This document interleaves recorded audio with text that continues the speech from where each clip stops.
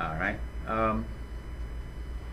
This is the September 7th Water and Sewer Commission meeting. We hope to have a quorum later if the mayor becomes available. He has another meeting in conflict with this one.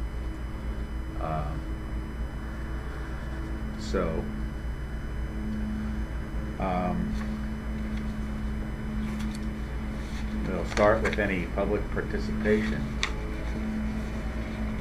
I don't see anyone from the public here.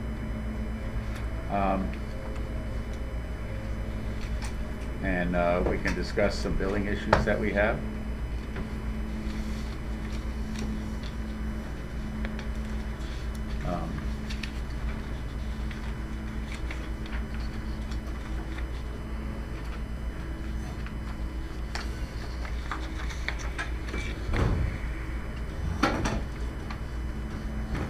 The NIMS properties on 46 to 56 South Street.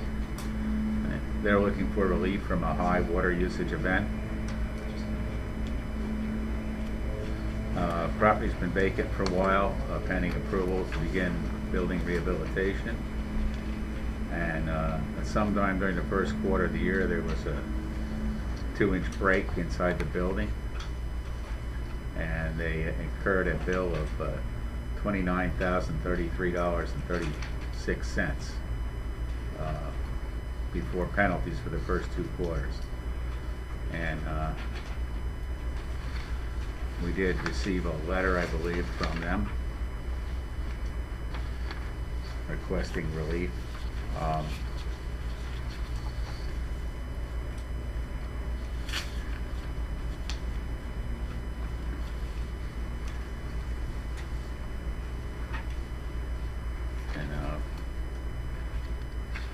NIMS does not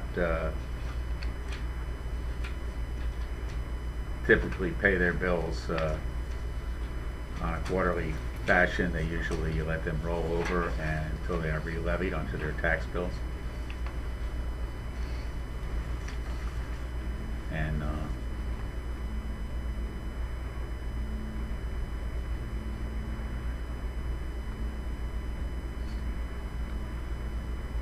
so, that's where they are. They, according to their letter, if you read it, they say that they thought the water had been turned off, and most likely because the buildings were vacant with no heat, they had a broken line, and they ran a lot of water out. And obviously far in excess of what normally happens there. Now, when you notice the 2-inch water main break, I mean, the amount of water they had to flow? Well, When they flood the cellar, if there is a cellar, I mean. yeah, it normally would flood the cellar unless it was going down a drain. And since it didn't flood the cellar, I'm guessing that water probably came here.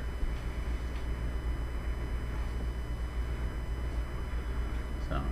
I have a general philosophical question about it, and it seems like a theme with some other letters we got as well. It seems like a lot of hands up, not my fault, and it might be a little bit of a charged statement to say that to them, but if you're the property manager, if you're commercially dealing with buildings, I mean, it's things like this are part of the risk and why you need to keep your house in order. So running up months of leaking, flowing water that, like you said, maybe even came here as well to be processed, or then whose problem is it? It kind of, I don't know. It's I'm sort of stuck as to where's the point at which it's working with property owners and being a decent municipality versus, acquire it, forget about it because who cares, and then, ask for forgiveness later on. I don't know. Okay. I'm not quite sure where I sit with that Yeah. or what anybody else thinks about it.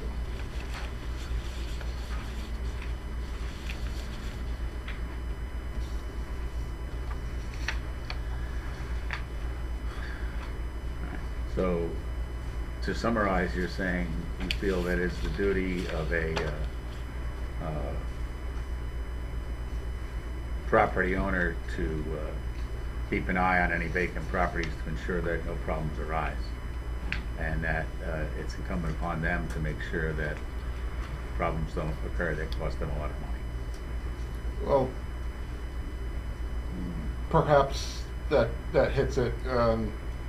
I'm getting the impression that this was a couple months or more worth of flowing. It seems like it was all the first quarter and then into some of the second, or. Yep. So I mean, to not check in once a month, Yeah. that seems like a lot to me. Mm-hmm. Just so you know, with the properties that the city owns, we do have our maintenance, facility maintenance guy go around and check properties weekly almost, if he has time, Huh? just for vandals, this kind of stuff.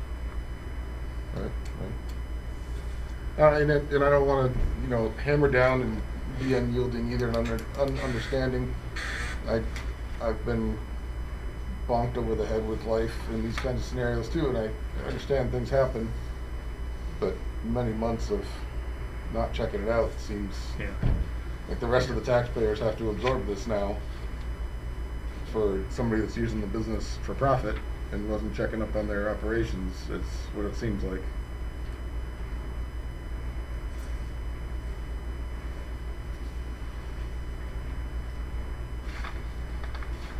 Yeah. Okay. And that's, I'd say that as a,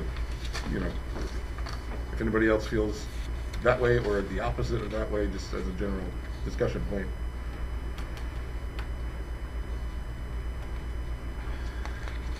No, I agree. I think somebody should have been checking in the building. You have a building like that, and not to check it.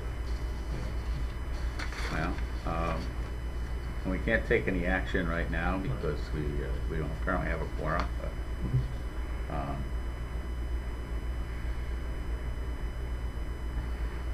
so, I'm not even sure I would totally turn a shoulder to the entire thing necessarily Yeah. either, but I sure wouldn't go for close to 30 grand of it's okay, never mind. yeah. No, the water is all processed through the treatment plant. It did come here, it had to go through the sewage plant, so taxpayers are paying for it. I'm sorry, but, it's a good chunk of change to absorb. All right. Now,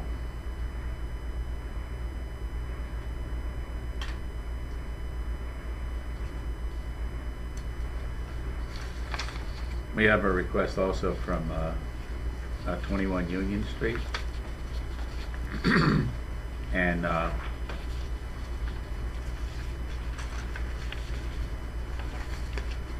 they say that a faucet failed and broke apart. Looks like a broken cartridge from the pictures in the faucet. And she's saying blew the handle right off the Yeah. or something. And they said that then ran for quite a while they were at work, and they feel that caused their large water bill. On the note, it says faulty toilet, but it was a faulty faucet.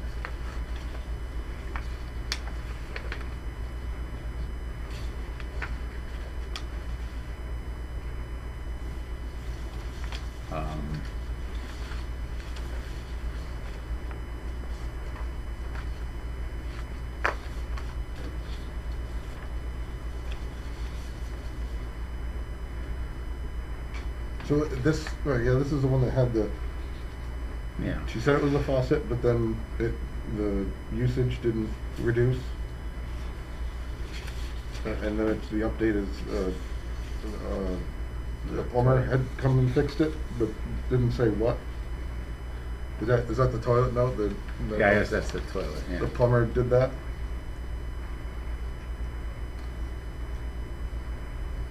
Yeah. So it looks like it was, reading the notes here that, I guess we don't necessarily hire our staff for their handwriting. But, it does look here as though, the plumber fixed a leak, on 7/30. That's probably a leaky toilet.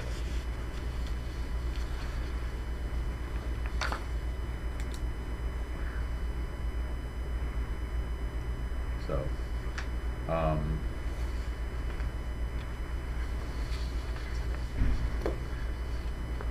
and they are hoping for some relief on their bill.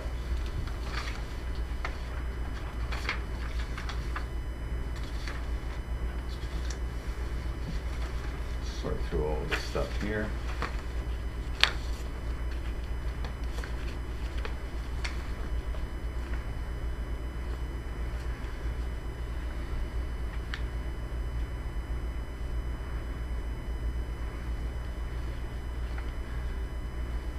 Yeah, when I originally looked at this, I looked at the usage and I thought, if that was all coming out of the faucet, that would be quite a flood in the house.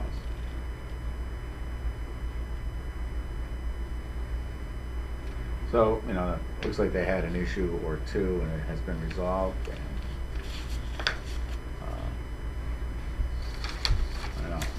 What's, in these notes here, am I getting the impression that we checked it out and then kept an eye on it on our own volition? Yeah, I thought that was kind of nice to see. It seemed very Yeah. resident serving to bother with that and to follow up. Well. And they would have had a bigger problem again without us catching yeah, and, that was cool, I thought. well, if we see high usage, we'll often swing by. It's, you know, luckily with the technology we have with the radio read meters, it's pretty easy to check on that stuff, so. And it's another thing that we do as well. Whenever there's, we do a billing cycle, we look for usage that's out of the ordinary, and then we try and contact those customers to see if there's a reason for that, or if they may have a problem so that they can correct it.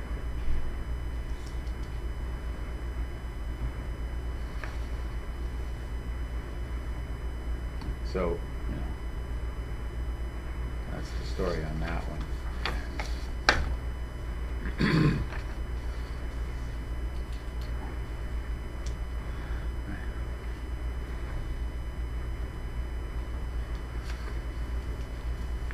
Scott Stevens? Yep, Scott Stevens. This one hit a little close to home because this happened at my house and at my business. And before I was on this board, and the answer was, you are the proud and excited owner of foundation wall to curb plumbing, so we wish you the Yep. best. And that, I thought, is the established rule. Yep. And trees grow, things happen, and that's, you know. Any legal comment? Well, not really. Okay. This is the gentleman last month, I thought we settled this one last month he was here. He called and had this replaced, not realizing he could call us and even try to attempt to help. And, if you remember right, he looked at me and said, "Really? You guys do that?" And I talked to him in the lobby for a few minutes after, as you guys were still meeting, and told him, you know, if he had any more problems, we put a clean out by the road, and, because his side's already done. I thought we settled this last month, but I'm not sure why we called off unless we said we'd table it till. I think you guys decided to table it, and you were gonna ask him for some more information. I believe, but I could be wrong.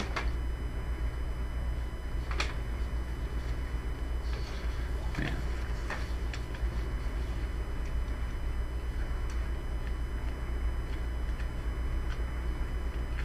a tree be on city property? Between the sidewalk and the curb? Yes, and I mean, he had a problem there. The roots grew into the sewer at that point, and it's a city problem. If you replace this whole sewer line, it's too bad for him, I'm sorry. It sounds like he did extensive work in the basement too, chopped the floor up and relocated the line in the house. So I don't see where we should suck up the bill for that. And again, he should have called the city first and verified it.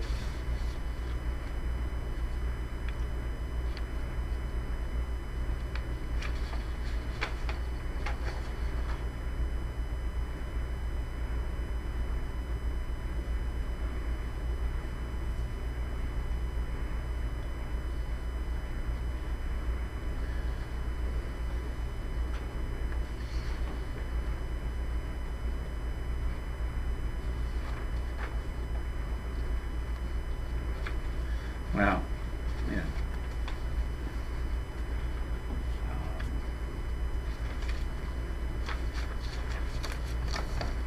There's one statement in here that's not necessarily true, or I shouldn't say true, correct.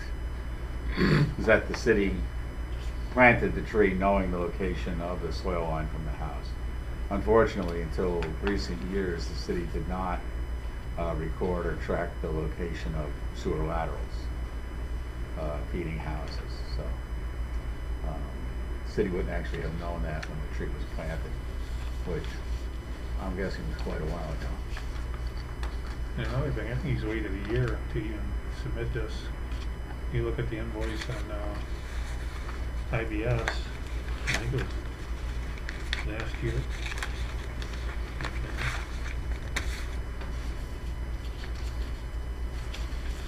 Yep. April 2020. Yeah. No, he's just submitting it. Okay.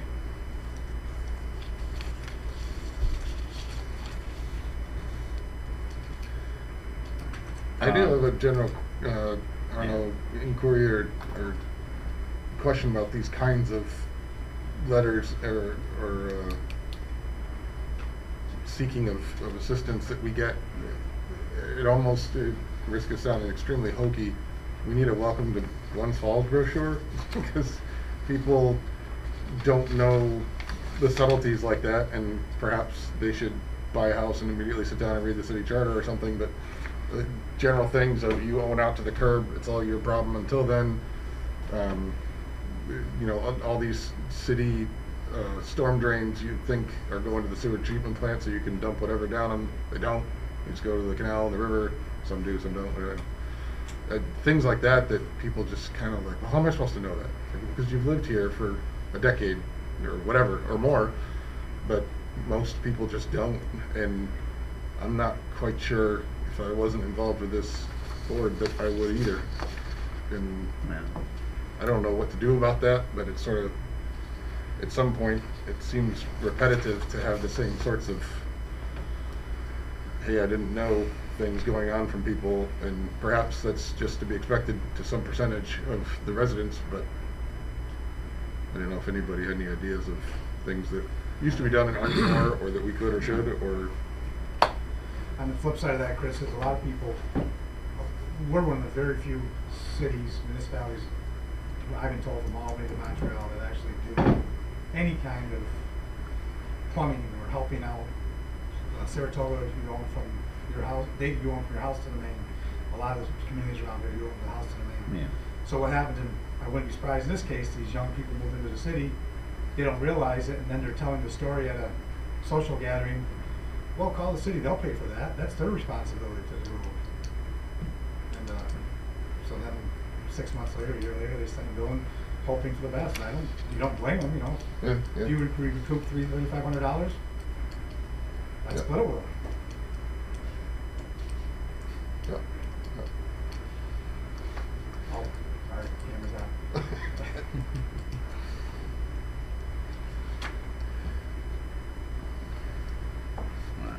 So I would say, if people call me, one of my constituents or anybody that has a problem with the water and sewer, Yeah. I tell them to call the water and sewer department.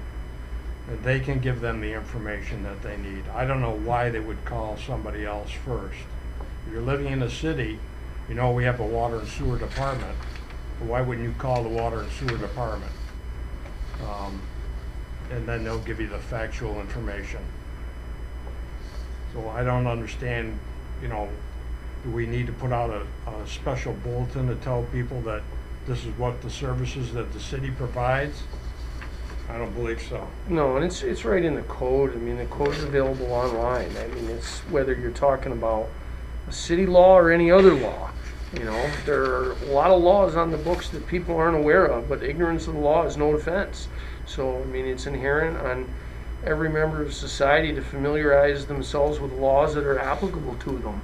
And, you know, a lot of people don't. It's clearly, you know, the case, but, you know, it gets to be a burden issue for any municipality. I mean, if you've got to spend time and money educating everybody that moves into your jurisdiction, you know, then you don't have money for necessary services like water, like sewer. So, you know, I think if people have to understand what they're doing and take it upon themselves to make the right decisions. Some acquaintances and friends that would sort of fall into I had no idea, which is what this sounds like to me, this letter. A lot are coming from developments that, you know, it's septic systems and developer owned, and then it gets turned over, everything's squeaky clean, brand new. They don't understand, they don't even conceive of what an incorporated municipality does, it takes care of, and it's just foreign to them. And, you know, like you said, they need to realize that there's another way to cook an egg, and not just scrambled.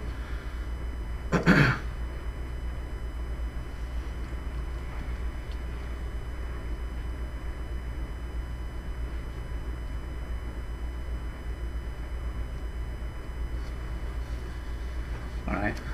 We'll park that one for now. And then we have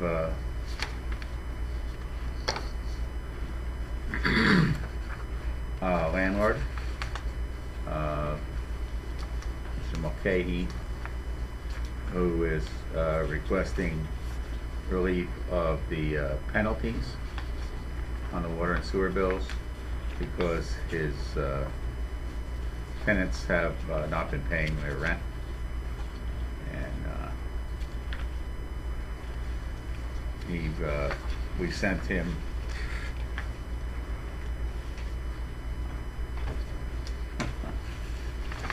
a let me find it here,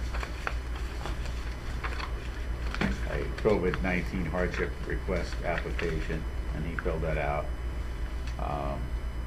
And he says he's lost the business revenue, and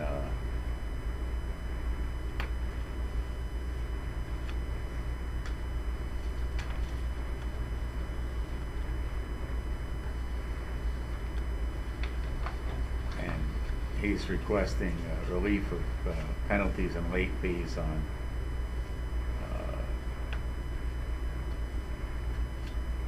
150 South and 171 Ridge. And on 150 South, he's requesting deferred payment on the quarterly bill until the expiration of the New York State eviction moratorium. Which is, to an extent, it just got extended through January of 2022. Yeah. But when that COVID hardship form was developed, the ERAP money wasn't available. So now, through the federal government and administered by, you know, county and state agencies, there's the ERAP money, which is rental assistance. I forget what the E is, but it's rental assistance protection, where landlords can apply with their tenants and get their money. So that's ought to be something to be considered. And is this the same Mr. Mulcahy that owns property that we've been trying to get access to look at the storm sewer? Uh, I had thought that when I saw the Fort Ann address on one of the, he's got a Fort Ann address, so I don't think so. Okay. Well, the other property that he owns, there's a, you know the area I'm talking about. Yeah. There's a Mulcahy property there, maybe he uses it as a rental. I don't know. No, I think that's a residence. Okay. I don't know. And I would ask Mr. Schneibel, but he's in a meeting with the mayor. Okay. But I believe that is a residence over there. Okay. Yeah. I mean, it's not an uncommon name, I just wanted to ask because. Yeah. And this Mulcahy says he did not apply for the ERAP money because he's been trying to get a tenant evicted, and he's put a lot of time and effort into that. And if he takes the ERAP money, he believes he will not be able to evict the tenant. You won't, you gotta keep them for a year if you accept the ERAP money. Yeah. That's the problem with the program. And From a he landlord has perspective. other issues rather than non-payment. Which, so one tenant is a good tenant, but is having financial issues. The other tenant is a bad tenant with financial issues. So that's why he's not asking for any ERAP money, he says. Not a good time to be a landlord, really. It is not. You can get really... there's nothing at all legally to do if a tenant just clearly says, I don't have to pay you, I'm not going to. Taking advantage of the situation. Well, the answer to your question is, it depends on what time period you're asking. Up until 3 weeks ago, Part A of the Eviction and Foreclosure Protection Act that was enacted in 2020 was on the books until the U.S. Supreme Court ruled it unconstitutional. Up until that point, anybody could submit a COVID hardship application, even if they just won the lottery. And as a landlord, you were not entitled to cross-examine them. It was an absolute, irrefutable defense. Nothing you could do about it. When the Supreme Court knocked it down and ruled it unconstitutional, it reverted back to the Tenant Safe Harbor Act that was enacted in the summer of 2020, which means if somebody submits a COVID hardship, you get the right to cross-examine them and subpoena bank records and everything like that, because there are a lot of people out there, and by no means am I saying everybody, there's a lot of people out there that are taking advantage of the system, filling out the COVID hardship money and just not paying, or filling out the COVID hardship declaration and just not paying the rent. So, and then now, it's extended through January of 2022. The rules aren't 100% clear, but it appears it's just based on the Tenant Safe Harbor Act of 2020. And then the US CDC guidelines for COVID moratorium also shot down by the US Supreme Court. So it's a real mess right now, to say the least. It is very, very difficult to get a tenant out right now under any circumstance.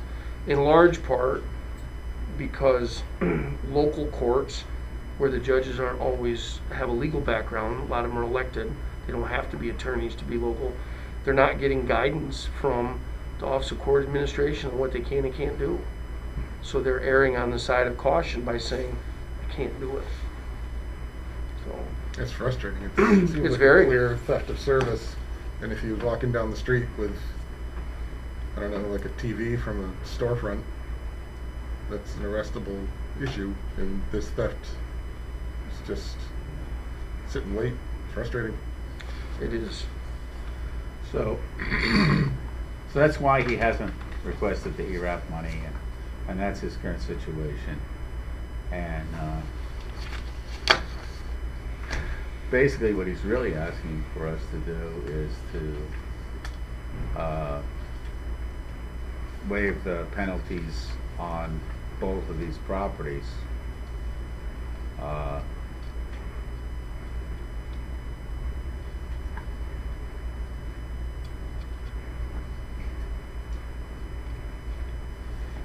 Up to date, and then continue to waive the penalties on 150 South Street.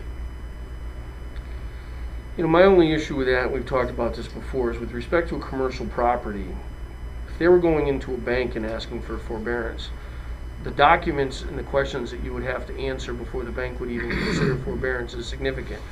How much do you owe on the property? What's your profit margin? Have you turned a profit year to date? What are your overall expenses?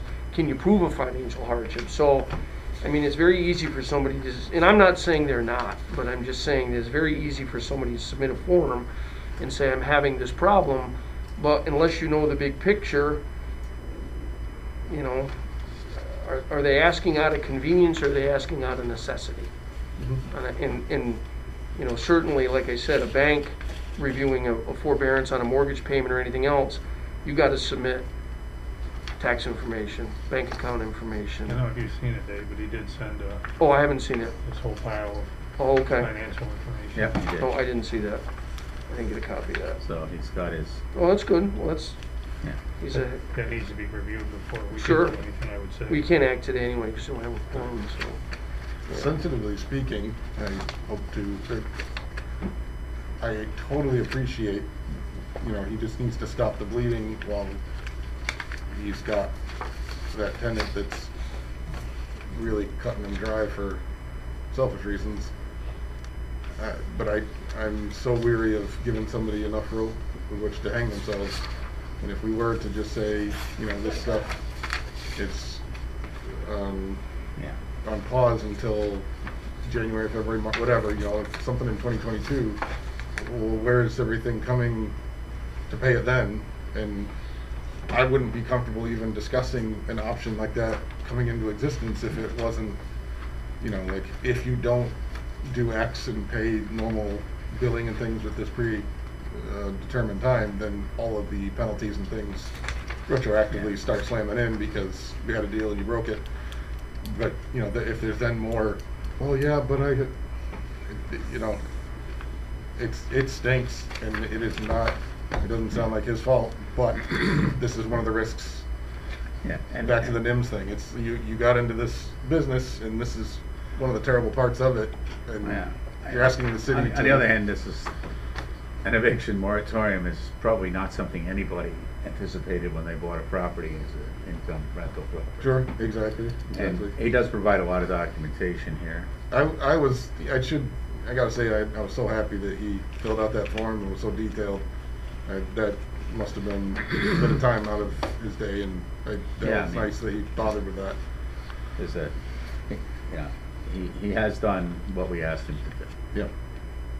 so, And COVID in general is very extenuating, it's not a normal Yeah. time. okay. Well, I have all of those placed aside for now.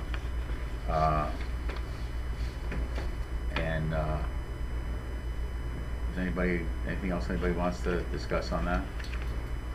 Well, the one thing, how many apartments are in 150? Is there more than one apartment there, or does anybody know? Because he's asking for relief on the total bill. It's probably only 1 meter there, I would assume. So if there's 2 or 3 apartments, and you know, he's asking for relief on the whole thing. You know, that wouldn't be right if the other tenants are paying. What's his use?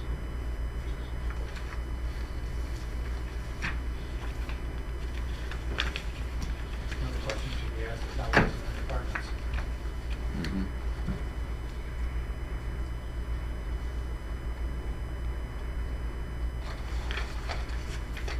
Yes, Bill. You know, There was one of them that had multiple. Yeah, there you was can't back that anyways, it was just 2 questions. there was a couple that is having actual financial employment hardship that he's getting a little rent from, but not total. yeah, he shows, Is that in the same building? he shows That's three one, isn't it? rental incomes, A, B, and C. And, Oh, 150 South, yeah. yeah, So we got 3 units at 150. yeah.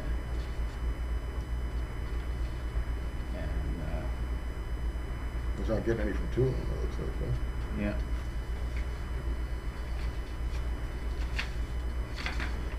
And then there's some, like in February this year, he got a little out of Unit A. Yeah. They must be the ones that are.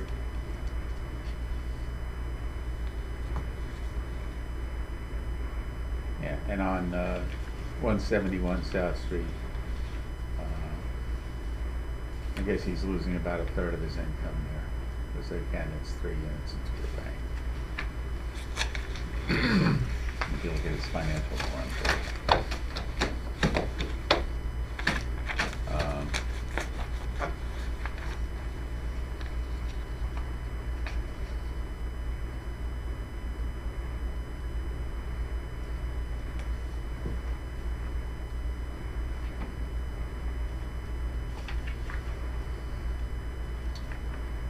This might be a pretty ridiculous question, but because the tenant rents a packaged product from a third party, if we're talking about us and the tenant, this third party rents him a package deal with nothing itemized, then we couldn't go and sue a tenant for lack of payment for the portion of his rent that No, would equal out you to don't water have sewer. what's called privity of contract. The tenant's got no obligation to pay you, just the landowner does. Yeah. Okay. And I certainly would not want to involve the city into trying to do anything like that. Because actually, because we have a firm hold on the landowners. If there is non-payment, we can levy the money against their taxes. If they don't pay their taxes, the city can take the property and either get the tax money paid up to date or sell it and recover our costs.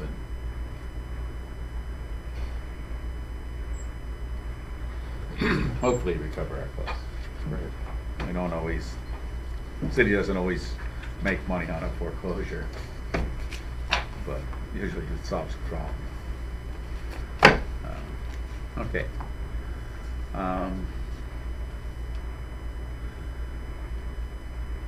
That was not the usual summertime, why is my bill so high with my sprinkler system? No, it wasn't. We have, however, Mr. Linder is here with Suez. And Suez are the folks who we're in contract with a, what's that called again, Roger?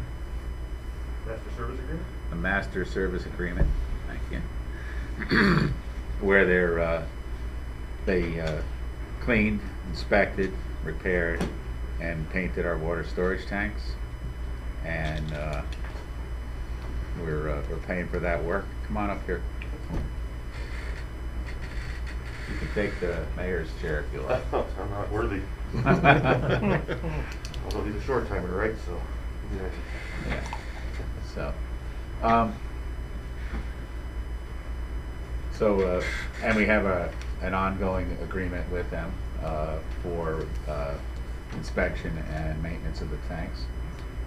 And what we're considering doing is adding to the scope of work covered under that maintenance agreement to cover the maintenance of the filters at the filtration plant, removal of the sand, which is it's worn out media. It's accumulated a lot of material on the surface of it, and also the filter media has to be angular particles to work well.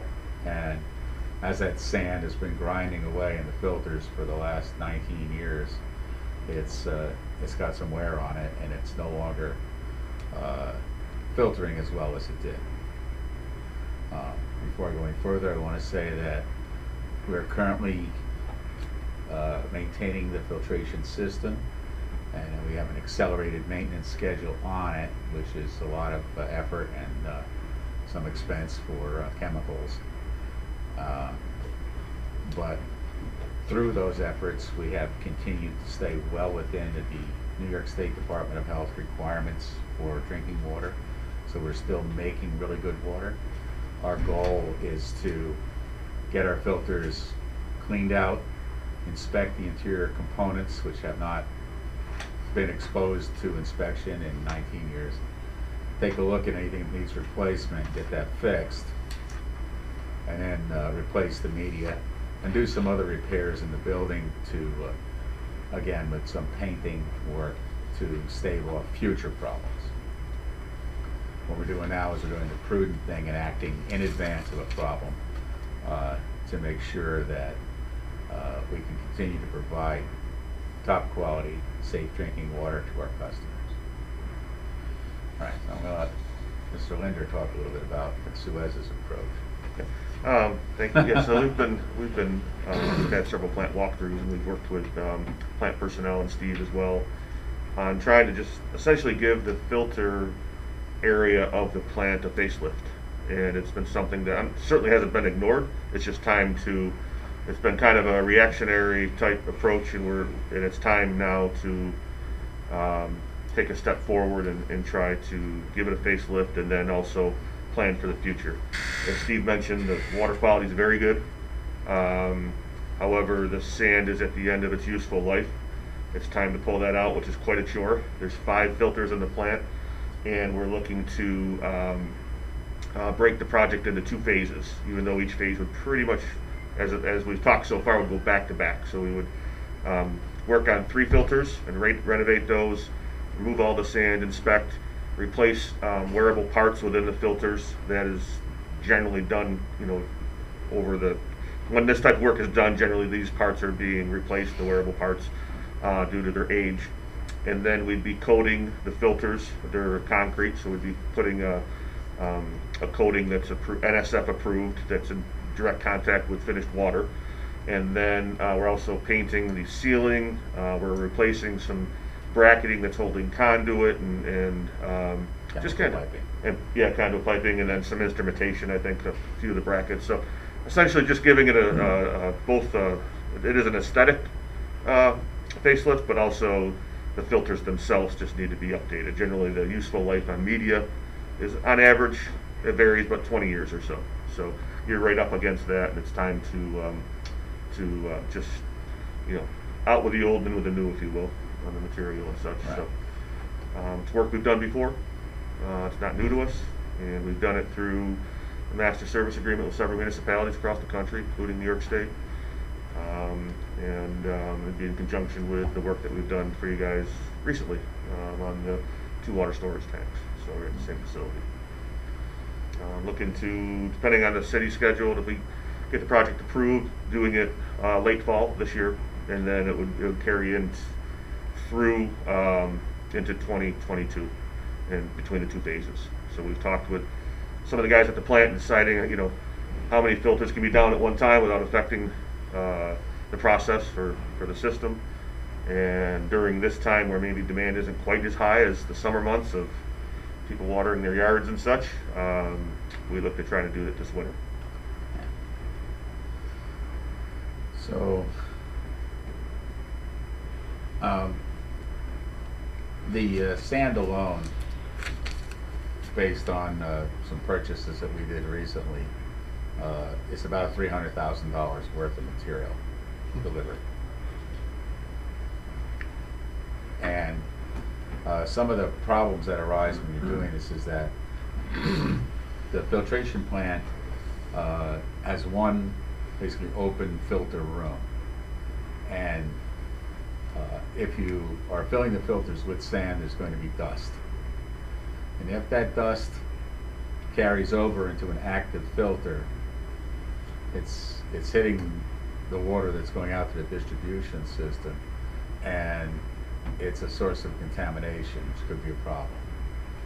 The sand, the new filter media is not disinfected until after it's in place. It's placed and then disinfected in the filter. So you need to have containment to control the dust when you're cleaning the filters. Which is not much dust because it's mostly wet sand. But when you're filling the filters especially, it's very hard to prevent dust from coming out. And the other thing is that we're going to have to do some removal of corrosion in the area overhead. And again, there's containment required to prevent that material from contaminating the water supply underneath it. And these are some things that actually drive the cost of the project up quite a bit. Yeah, it's pretty big crew. Of course, you're paying prevailing wage rates, which Yeah. are fairly substantial in this part of the state. And, you know, it's a pretty good sized group that's doing Yeah. this work. And to Steve's point, it's also, would be painting inside a building Right. with finished water as well. So there's a lot of care and that need to be taken. And it's containment and that type of thing, and isolating the certain areas that we're working within. Right, and the projected cost is? It's just a little bit over $1.5 million for the total project. It's 2 phases. The price just went up a little bit September 1st because of the price for sand went up. We talked about that, I think, in July. And then also, as you can imagine, it's a lot of sand coming in. That's a lot of fuel, and we all saw what happened to fuel recently. So it didn't go up astronomical by any stretch, but there was a little bit of an increase since we originally looked at it several months ago. So, but yeah, it'd be a little bit over 1.5 million for both phases combined. Right. And this is something that we're gonna be able to pay half of it in 2021 and half in 2022? Yes, so what we were looking to do is we talked about trying to spread the cost out for the city's budget. And so what we're able to do is, once phase 1's done, we would bill half of that, and then the second half would be due basically 366 days later. So you'd be able to spread it over 2 years, and the same thing with the second phase. And this had come out of the federal stimulus money, or? Yes, and that's the plan proposed by the mayor. It certainly relieves some burden on our ratepayers if we do that. This is probably way horse out of the barn for this, I understand, but what about some sort of discussion or eye on having that room, like where the catwalk is, kind of a thing, and creating a hallway with 2 separate rooms for future? I mean, we're going to probably be using water in the future. So, you know, be able to close off one side or the other so you can make dust over here while that side is working extra hard to make up for it, and then switch. But you've got, instead of one big room always open, or something along those lines to section off for future, or would the building be obsolete by the time this needs to be done again and it's a new build? I'll certainly be obsolete. Well, actually, there's. Do you know what I'm saying? Like I do know what you're saying. Okay. Yeah, no, I understand that. Yeah. As far as, you know, we're doing total replacement, if you will, on the sand. Mhm. Over the years, they add a little bit of sand because what happens is the sand becomes compacted, which is why it's going to be very labor intensive to remove some of the sand. I mean, you're able to suck some of it out, but then the stuff that's caked, you know, and really compacted it's a big, you know, it's very labor intensive. So to your point, it's not just where we won't be or the city wouldn't be putting sand in there for the next 20 years. They do continuously top it off from time to time. I don't know how often. That would be something for maybe Rick Smith or something like that. So there would be additional dust. You know, I don't know how much dust they get when they're just topping it off a little bit. But you shouldn't have to do this large of a project for hopefully 2 decades. You know, so I guess it's really out of my jurisdiction and parsing that out. That would be a plant personnel operations type decision. But I understand the question. You know, trying to. I mean, if we're going to isolate be it. doing this, and this building's going to be a 100-year building Yeah. with sand tanks in it, then Well. it seems like it was built, you know, economically to start, and now we're sort of dealing with that fact, or it just wasn't thought of, or what, you know.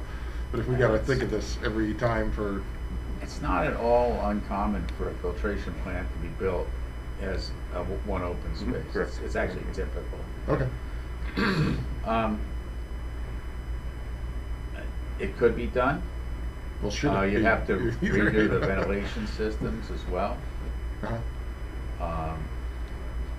And you would need 2 barriers, not just one, to separate the plant. Because we have an influent water trough, and we have to protect that influent trough in the middle of the plant. So we would have to have a barrier on each side of it. Really 3 pieces, 3 areas. And I don't know. It's been an interesting exercise to look at the return on investment on that, because The ceiling is what makes me think about it too. Like that's just such a pain to have Well, that this rusting. is not a 100-year building. Oh, yeah, right. That's the thing. It's a fairly simple block building with open web steel joists overhead, which is not gonna last forever. There will come a time when this building needs to be replaced. Yeah, it's starting to flash rust just a little bit on the overhead structures. And that's what we're trying to do now, is catch it. Yep, exactly. So we can get another 20+ years out of the Right. building. But, you know, there will likely come a time when this needs to be replaced or extensively rebuilt. Okay. So, anyway, right now we have to address this problem, which is what we're approaching. In addition to looking at the cost of the sand, we also did some legal review to make sure that this was an appropriate act of the appropriate use of the COVID relief funding. And I had a third-party review by CT Mail Engineers to see if the quoted prices looked reasonable. So all of that looking good. We did draft a resolution, which is in your packages here. And I don't know if the numbers are still correct then, if your price went up. It went up, the total project went up a little under 7%. So the sand was, and the gas went up more than that, but that's only one part of the project. So the whole project, you know, the sand was up more 7%, but I have those numbers with me. I can email them to you however you wish to have them. But what we do is we have two scope of works that have been defined, and it lays out what's proposed for the work and the costs and that type of thing. And so we would just need to do whatever dates are applicable, and then the revised dollar amount because of the fuel surcharge and the sand. The product just went up. I mean, everything's going up unfortunately right now, but it wasn't as bad as I thought. Well, I don't know what time it is right now. 2:53. Yeah. So, what did I do with that resolution? You have a copy of that one in front of you there, sir? I do. Okay. Were the water tanks 1.9 each? Is that erroneous? I think That memory? less than that, I think, but yeah. Or is that combined? I have it in my computer. I can let you know exactly what it is. I kind of thought that we might be in more trouble than 1.5-ish. Oh, for the filters. For this, given that the tanks were that, and there's seemingly more moving parts going on here. This you know, $1.5 million never relieving, but Yeah. you know, it's a little bit of relief that it's not. A lot of it's, we walked through the difference, you know, what that entails of the breakdown between labor versus material and that type of thing, which again, the third party engineer checked it out too to make sure everything was. So it's glad that it's within, it seems like better than I thought we would get away with. It's nice to hear. So here's the numbers that we Want me to grab them? we had got from you. Mhm. You want to get your Yeah. new numbers? Yeah.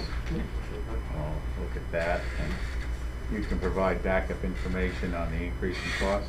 Yes. Yeah, we can include like a letter from the vendor if needed.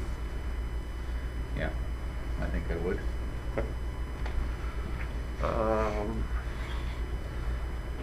So for filters 1, 2, and 3, again, we were doing this in 2 phases. Mhm. That's $933,133. And filters 4 and 5, which would be the second phase, is $643,375. And the Total amount. $1,576,508. A little under 7%. So we're talking about $109,000 more roughly. Yep, I'll tell you right here exactly. You guys just don't want to carry that for us? Might be out of a job. Kinda like my job. I thought I'd ask. Yeah, 107,000 plus, a little over 108,000. 107,891. And how long is that price good for? Well, unless there's some other large increase, we would hold that for several months. Okay. The sand and the gas just kind of, jumped up, and the paint for that matter. But again, we were hoping to start work in November-ish or December, so that would certainly be fine, through then. Yeah. Yeah. Can I ask about number 6, or theoretical number 6 filter hole? We have an extra one there that's not filled, right, and not used, Yes. and that's not something to throw online while we're doing it? We don't have the internal mechanism for it in place. Okay. It's basically an empty socket. Okay. So we would need to install 4 sets of filtration mechanisms for the first stage and 4 for the second stage. And along with all the related plumbing and the controls and the power wiring. Not insurmountable, but it's not a cost that we need to incur right now. Mm-hmm. We're able to maintain water that is in excess of the city's demand with our current filtration system. Mm-hmm.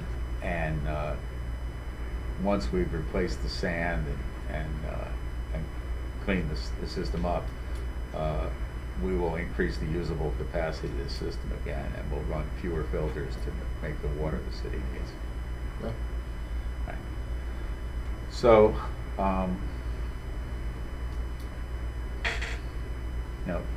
this is kind of an approach that lets us get on this right away. It cuts out the time and some of the expense related with preparing a full set of bid documents and putting it out to bid. And it lets us take advantage of the COVID funding to get the project done right now. I don't remember, I'm not familiar with, wasn't there some kind of peek in and check thing with the tanks in a general sense? Yeah. That was going on to, did we get any benefit of every couple of years saying hello, or some, just to Oh, there's an check in? annual inspection, right? For the tanks, there's a set program on, we'll actually, to your question, yes, we're on the tank once a year. Each year, the activity changes a little bit. So in year 5, we do some touch up on the interior of the paint if there's any areas that look like they might start to rust a little bit. Every 3 years we do what's called a ROV inspection, where we put a camera in the tank and inspect it. I think year 12 or year 13 we'll be overcoating the exterior. So there's a schedule laid out, but at least once a year we're on it. Sometimes, every couple of years it's just basically climbing it and doing a visual, just saying, is there anything that we see here that's alarming? And if so, we take care of it. And plant operators and stuff would make that same kind of thing here a little redundant or unnecessary, or is there some kind of check-in thing that with this project is with the plant itself too? Yeah, it's a great question, because we do offer, it's a maintenance program basically, like we have on the tanks for filters. But sometimes with some of the guys that are at the plant that are right there and in those filters, They're already seeing it and doing it. yeah. Okay. So in certain types of media, they may we could come in and test the media every few years, and we could add to it, that type of thing, where maybe water treatment plant personnel are really strapped and there's a shortage, and they really look for us to extend our arm to help them. And there's sometimes a maintenance program. So. Oh. We can certainly, it's certainly something we could do.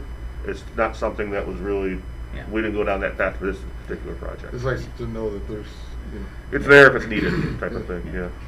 And, you know, I'm also, you know, working with Suez as we look to get additional cellular provider antennas on the other storage tank, which will generate some additional revenue to, you know, hopefully, you know, keep up with our payments on the tanks. Yeah, we want to make sure that the cell carriers, I mean, sometimes some of them want to get it on and off that tank as quickly as possible. And sometimes they'll weld steel brackets on the tank, which then burns through your exterior and interior coating, and no one knows. So we, on Steve's behalf, we review what they plan to do, and then we will actually physically check it out afterwards to make sure that there was no damage done to a couple of your largest assets. Yeah, You know. that's great. That's a part of the program. One thing that we didn't mention, just really closing on my end, is, unless there's questions, is that we're also bringing manufacturers rep out for your filters. They'll actually be inspecting them with us, just to make sure that we have someone from the from the manufacturer of the filters on site too, just to make sure everything's kosher. And I'm not anticipating any significant damage to the main stainless steel internal components of the filters.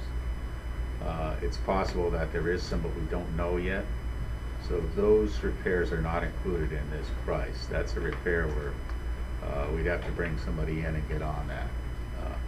So what we're going to do is we're going to have probably a local fabrication contractor who is experienced with industrial stainless steel fabrication and welding, kind of waiting in the wings to come in and make any repairs to any components we find that are damaged. But that's only, and that's one of the reasons we really want to get this done, is because we just don't know, because there's no way to see down there without taking all the sand out. It'll be nice to see what shape they are in as a gauge for knowing what they're going to look like. Knowing what's going to happen in the future. Okay. And we can't vote this, can we? No, if the,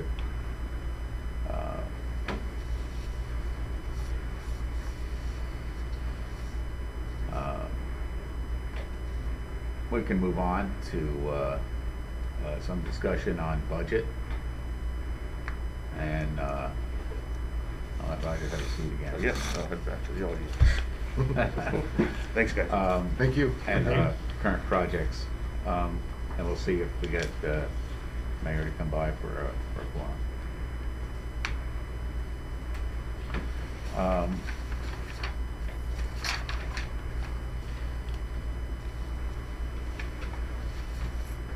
Mr. Miller, Yes. could you give the mayor's office a call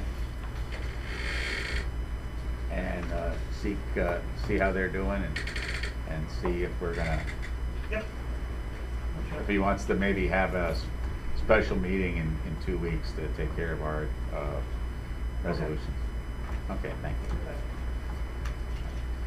you. Is this at a point where the vote is truly the timekeeper at the moment, or are there background things that are happening until For which? For the For filter this- projects? for the plant, the treatment plant or filtration plant? No, you know, if we want to get this done this year, we have to get this moving soon. And there's nothing else to move until we vote, right? And they're not going to do a darn thing until they know they're going to get paid. Don't blame them. So, you know, the water and sewer work is all done on Dix Avenue.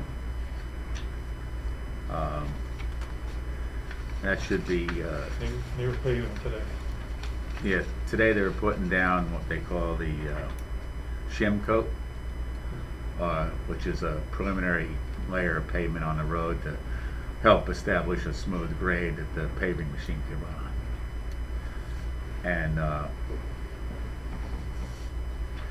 then later this week, they should be starting, if all goes well, on the balance of the paving. It all depends on the weather at this point.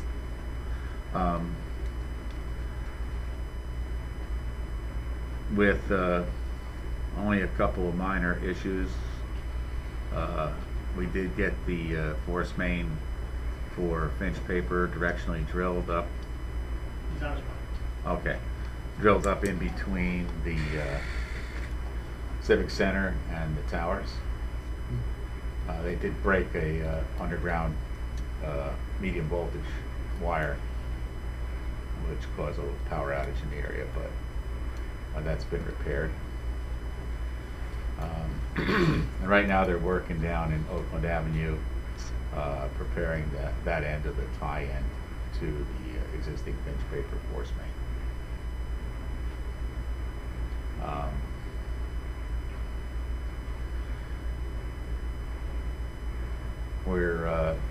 We're getting to the end and wrapping up the Maple Walnut project, and that should be completed in early October.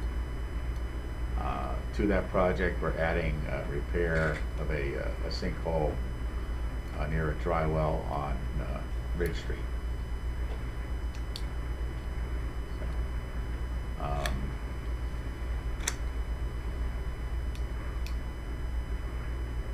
I don't have any real progress to report on the Third Ward stormwater project improvements. Steve, what about the Elm Street parking lot? Still working on that? The Elm Street lot, well, all of our drainage work is done there. All right, I saw some trucks in there yesterday towards the end. Well, right now, the Glens National Bank is using a chunk of the lot as a staging area for their construction project.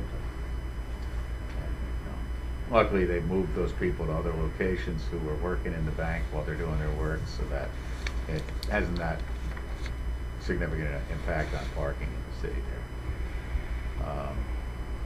We're moving ahead on the design of the infrastructure component of the downtown revitalization work with Elm Street and Park Street, and hope to have that bid at probably in late November or December of this year.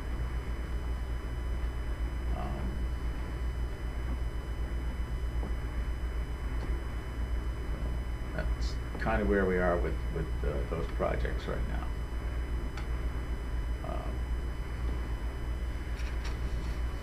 And the other thing I was going to talk about a little bit was the 2022 budget.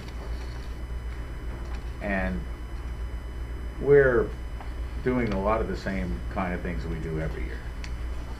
We have some equipment that was replaced last year. We have some equipment we're going to have to replace this year that we're still working on. And we have, equipment to be replaced next year. In next year's budget, the city engineer, water and sewer superintendent position is pursuant to civil service law with my retirement, and it's going to be split into two positions. So we'll have our new water and sewer superintendent in the water and sewer budget, and we'll then be carrying half of the city's engineering budget in water and sewer funds. The other half will go to the general fund. And this kind of reflects the work, the balance and the workload on those positions there. We're still carrying half of the engineering because a lot of the city engineering work is related to maintaining the infrastructure and the water and sewer systems.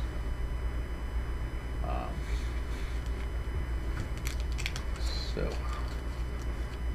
where did I put it? The thing is, with the budget staying pretty similar, we're still trying to refine a few items, and we're a little bit hampered by the fact that, again, as a side effect of COVID, we haven't got our audit report yet from our auditors. So I don't have a really good handle on what the available fund balances are. Based on what we can see so far, we'll have lower fund balances for 2021 than we had in 2020. And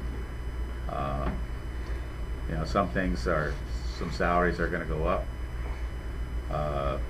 We expect to see increases in insurance and health insurance costs.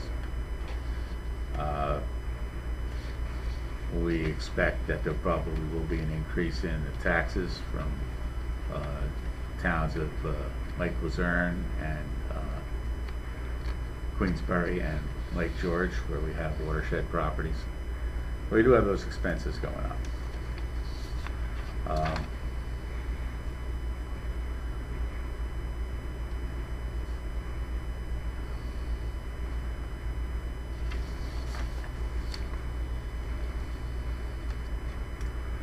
We're going to be spending a little bit more money next year, once again, on radio read transmitters for the meters.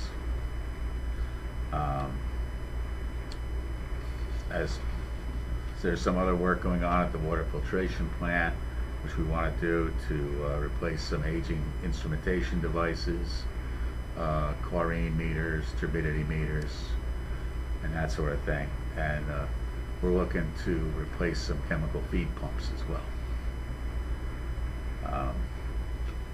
We also want to purchase a heavy-duty trailer so we can move the tractor and our utility vehicle around from site to site legally without operating them on the roads. And we're still going to hold an item in there for condition assessment on the raw water mains between the intake reservoirs and the filtration plant. And we're still looking at using DCK as our operator of record for the water filtration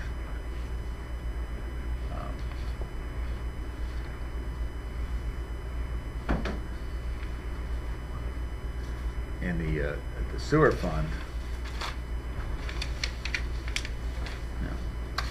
again, we're still working on replacing components here at the plant that are right now, and a lot of them were original 1986 pumps, so we're rebuilding and replacing those units.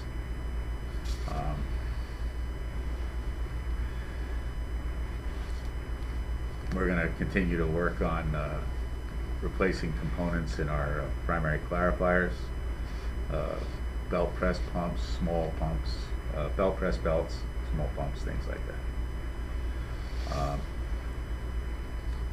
Our tipping fees for sludge disposal at Waste Management will have an increase per contract. We're going to try and offset that increase through more efficient operation of our sludge handling facilities. But we do have to consider that contract with Will Brader expires when? Well, February 2023. Okay. So, about a year and a half from now, I'll say. That contract will expire, so we're going to have to get together with Will Brader on that, so the city is poised to move in a good direction. And the real question is, we've been having rate increases.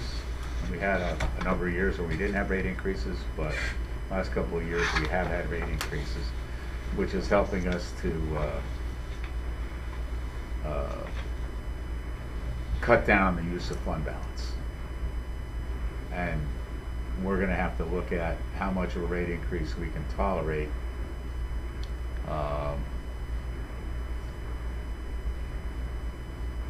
so that we can ensure that we reach a point where we are stable with our fund balance and our costs. We don't want to keep taking money out of the bank and then discover one day that we're broke. Recommended, American Water Works Association recommends that a fund balance for water or sewer utility be 1/4 of the year's revenues. So that's a pretty substantial amount of money. We have more than that right now, but we have to make sure that we take appropriate steps to make sure that we reach a point where our charges, our revenues, and our costs are matched and our fund balances are stable. So with the frequency of our storms, our rainstorms, and the future looks like it's not going to let up. A lot of the scientists believe that this is going to be more of a continual thing. So I wonder what the outlook is for our overflows. How are we going to be able to handle this in the future? What are we doing now, if anything? Because these big storms, we can't handle it. I know we're doing a lot of infrastructure work around the city, which will alleviate some of that. But with the storms increasing, the frequency, what is the future? What's your take So on let me that? talk to that. So, and Chris, I'll let him chime in along with Steve. But if you look at the charts, Jim, on how much we've reduced our overflows over the last number of years, if we hadn't done the work that we had done, we'd be in big trouble. But we're doing a lot of work, and again, we can't control what's happening. But there are a couple options on the board, and Steve, I'll let him talk to that. But I think with just the projects that we're doing right now and just this summer, we're going to reduce the overflow a lot. Steve has a couple ideas about a holding tank, which is a possibility. I know that Chris and him both have opinions, but I think for the city for the last number of years, since we've had to comply with the long-term control plan that's mandated by the state, that we've done a pretty good job.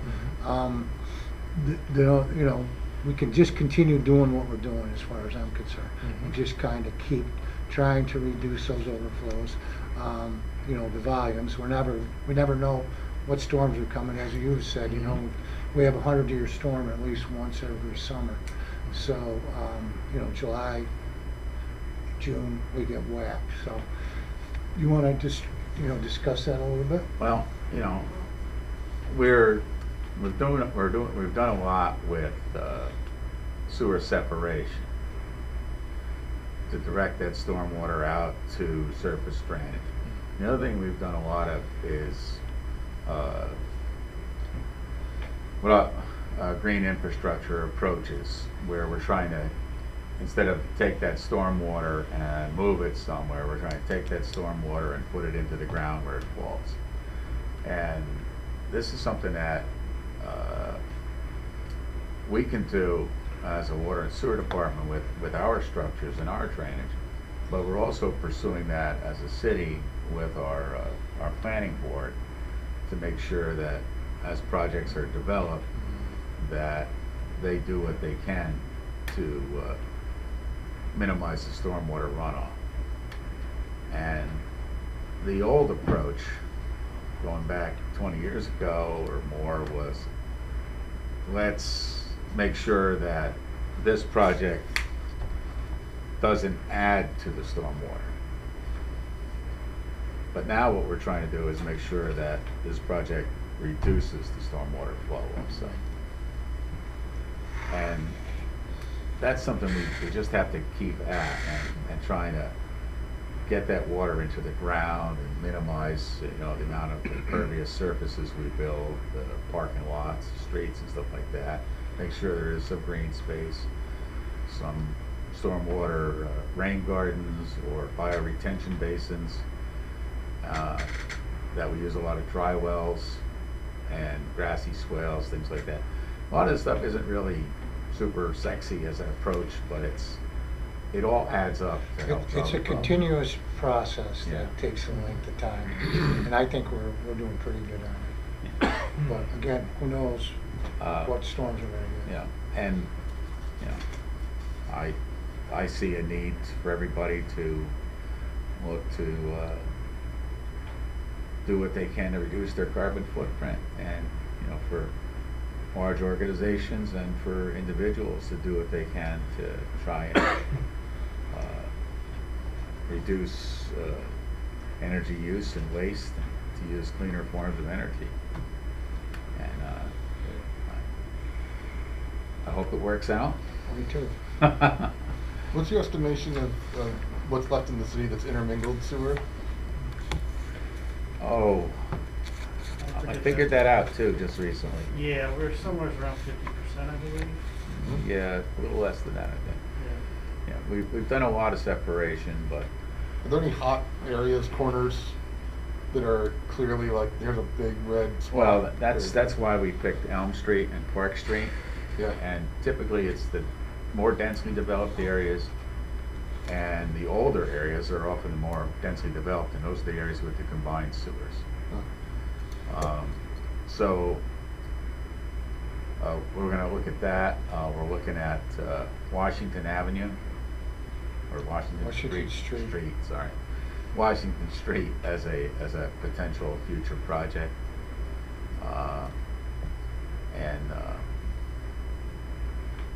Because there's a lot of parking lot there, a lot of impervious area, and there's also some storm sewer that was put in that reconnects to a sanitary sewer.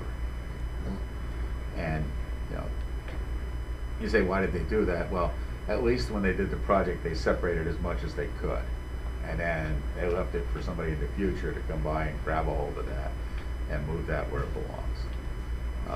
We took advantage of some work on Ridge Street the same way, which was, you know, hugely beneficial to finally address that issue. So how many dry wells did we put in the Ridge? We put in quite a few. In the city, Yeah, on Ridge Street. on Ridge Street, I'll bet you we put in somewhere around 30 dry wells. Yeah, I heard 30 to 40. Yeah. And so that's an ongoing program, and we just have to keep whittling away at it. And What do we do as a board or commission to be sure that doesn't get cut when things get lean or staff gets short? That's just a matter of future employees making sure that they're managing that as part of the thing, right? Like it could go away and we wouldn't even know about it that's, necessarily. you know, well, the commission has to provide direction to their staff. Mhm. What do you want? You know, what are your goals, and what are the city's goals? And you know, that's you know, we took an approach here to aggressively seek out the stormwater entering the sanitary sewer system and eliminate that, as opposed to just trying to put in big storage tanks and store it and then treat it slowly as it was released.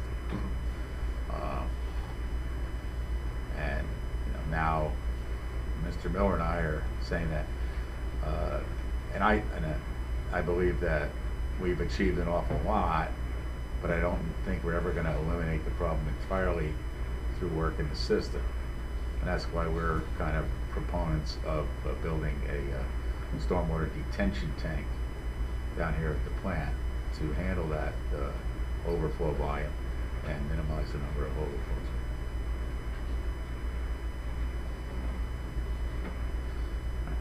So, we talked about billing issues. Okay. Uh, I have to apologize. I was on an important phone call with Finch Pride, so. Yeah. We talked about billing issues, and we didn't make any motions or. So you tell me where we're at and we'll do it. Okay. We did not go through the warrant. All right? Were there any questions on the warrant? That is good by me. Okay. So we could get that out of the way with a resolution to approve. All right, resolution to approve the warrant. So moved. Second? All in favor? Aye. All right. And Approval of Deuceland filter equipment. then we have the August 2nd meeting minutes. So moved? Second. All in favor? Aye. Okay. Okay. Now, Sewers? our friends, Has Roger spoke yet? he spoke. Oh, okay. And he threw a little monkey wrench at us. He says he has an increase in cost, Ah, fuel come and increase in sand.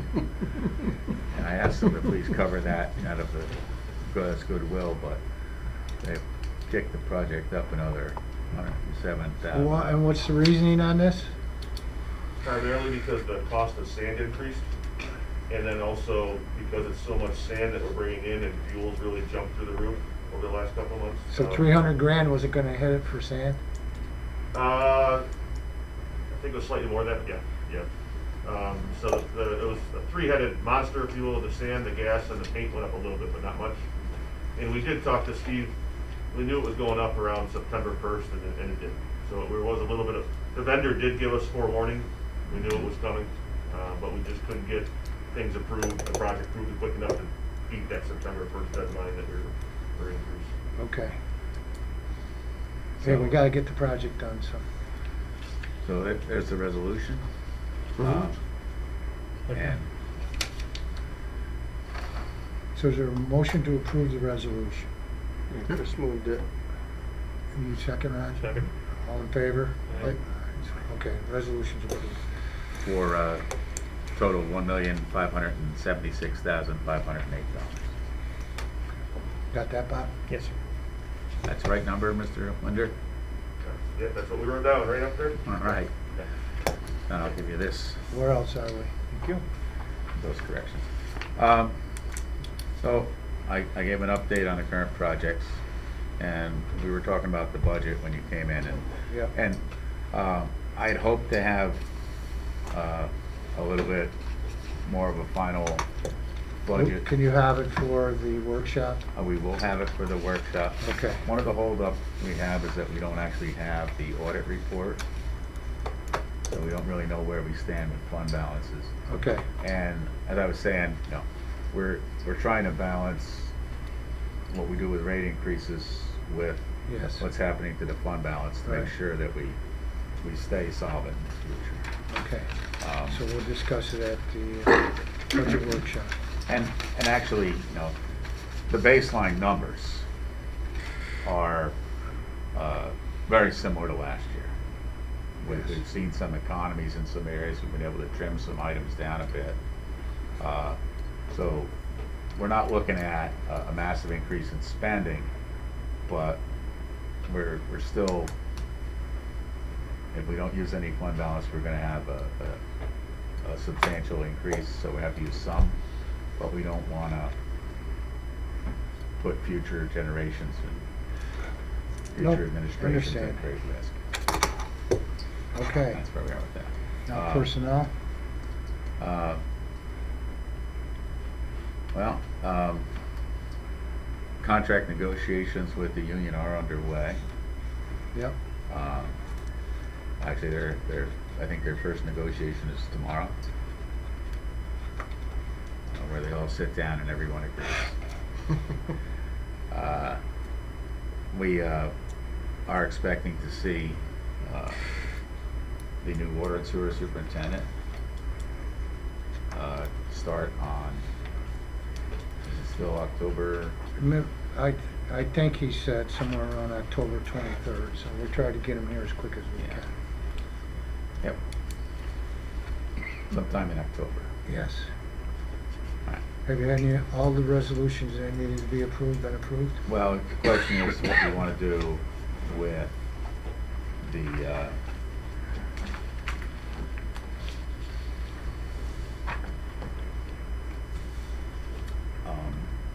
request for relief. Okay, so have you gentlemen gone through it? Yeah. Any comments? Mulcahy was looking for relief of penalties and future relief of penalties on one of the properties. And then an implication of non-payment until his tenant situation shores up. Yeah. So it's a little bit indefinite. Right, or is that not what, that's the understanding, I think? Yeah, he's looking for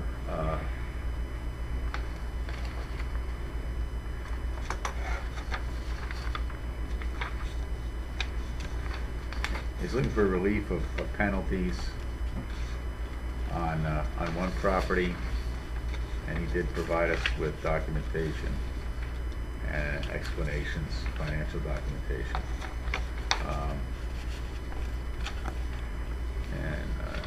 He's not receiving any relief at this time, and he's reluctant to pursue the ELAP relief because he has a bad tenant he's trying to evict, and he won't be able to do that if he takes that money. Is that the right term? Yeah. You have to keep a tenant for a year if you accept the ERAP money. Yeah. You have to agree to keep him for a year. So, so on the one, he's asking for relief for 150 South Street, I believe. And then on the other address, he's looking for ongoing relief of penalties until the eviction moratorium is removed. What's your opinion, Commissioner Green? I don't know, I think you're setting precedents, you know, I would say no, you know. He's got a bad tenant, it's not our fault, it's not the city taxpayers' fault. You know, and, Commissioner Reed, what do you think? Similarly, the COVID thing is sort of 1 in a million as far as interruption into what you could expect being a landlord. Steve mentioned something to that effect somewhere in the discussions, and I kind of get that. Yeah, but nobody planned in their business model for an eviction moratorium. Right. So I get that, but you know, that's on the other hand, like who else in the city is struggling and barely making it and should subsidize a for-profit property, you know, for a non-city resident? It just kind of, and if there is any talk of it, I use the phrase, give him enough rope to hang himself. Like, how, you just forgive for how long? When does this tenant thing end? And it's gonna be so upside down, and what he owes and back water stuff that it either never happens or I don't know. It just sort of seems like it's good in theory, and I understand the twisted situation, but you know, it's a business. And So is there a motion to either approve or deny? I make a motion to deny. Is there a second? okay. All voting for motion to deny? Aye. Aye. Aye. Motion's denied. Okay. Then we had Mr. Stevens on Webster Avenue. He's looking for relief, all part of the bill. He encouraged to replace a clay storm sewer pipe back in April of 2020 due to a street tree. So he's the gentleman that came here, right? Yeah. And he wasn't aware that the city could have helped him with the process, correct? That's correct. Right. So we had told him to submit, which he's done. So what's the dollar figure he was looking for? Well, he says all or part of Yes. the bill, and 35. which is $3,500. And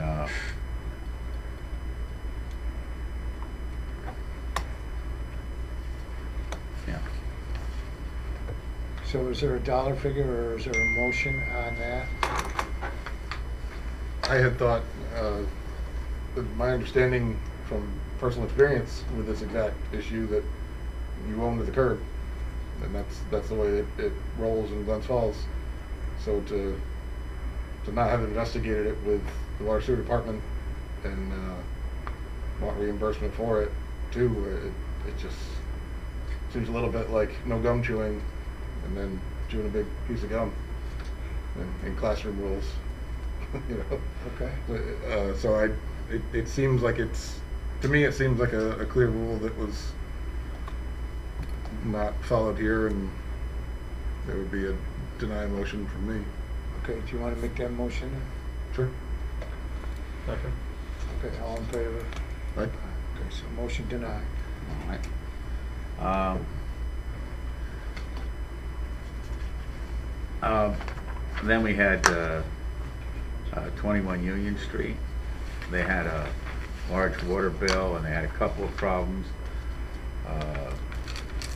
One of which was this faucet that broke and dumped a lot of water into the house. But looking at the volume of water, and I guess we also located subsequent to this, we found that the water use was continuing. We found that they had a faulty toilet also, which was repaired. And they're looking for relief from their large water bill. How much are they looking for? $2,000-ish.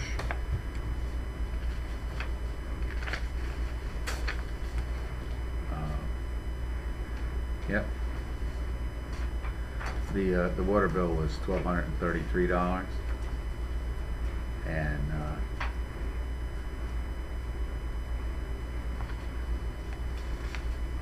Over what And- period of time was it? this was in one quarter One actually. quarter, okay. And typically their bill's been around 200. Okay. Yeah. And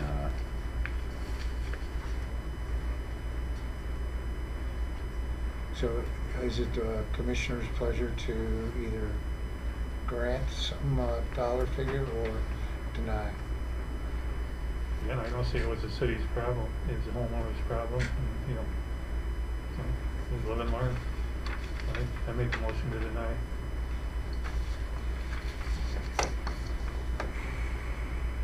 Commissioner Reed? I hear that and agree with it. We have had in the past a owner-occupied resident get out of jail free thing, not free, but in the past for a few years, that was how we were rolling with these things. 9 times out of 10, I had no idea I had a pipe going through my crawl space, and they would burst in the wintertime that were really expensive and not found until spring or some kind of thing like that. I don't. But Commissioner Green, I hear that, agree with it, and would feel the same if that happened to me. That was my issue. I might be inclined to give a little.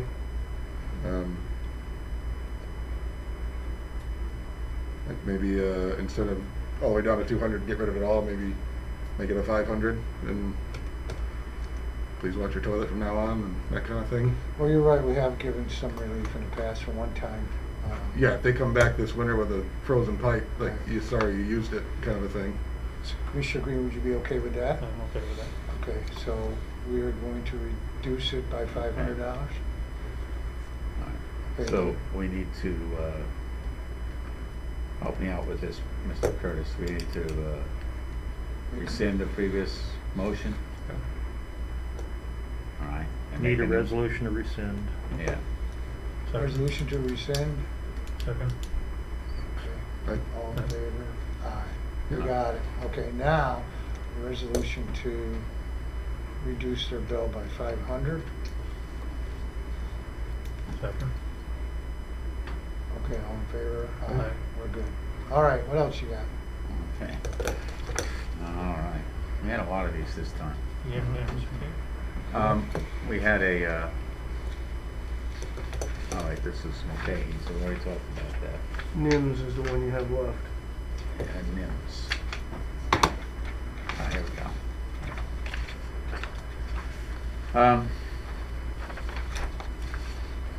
Yeah, NIMS had a 46 to 56 South Street, they had a broken pipe.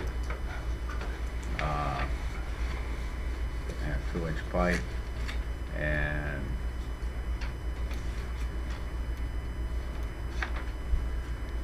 they used 373,700 cubic feet of water with that broken pipe. Yep. Which,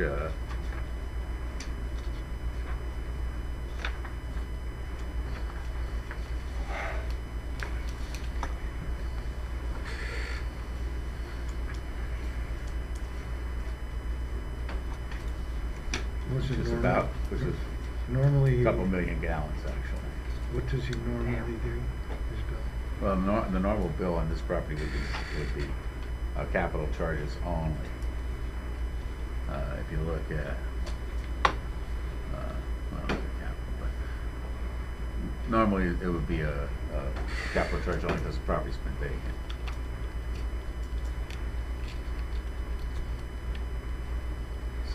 So what kind of relief is he looking for? He is requesting relief of the event, which, he's been billed minimum usage in the past. So he'd be looking for relief down to prior usage, which is,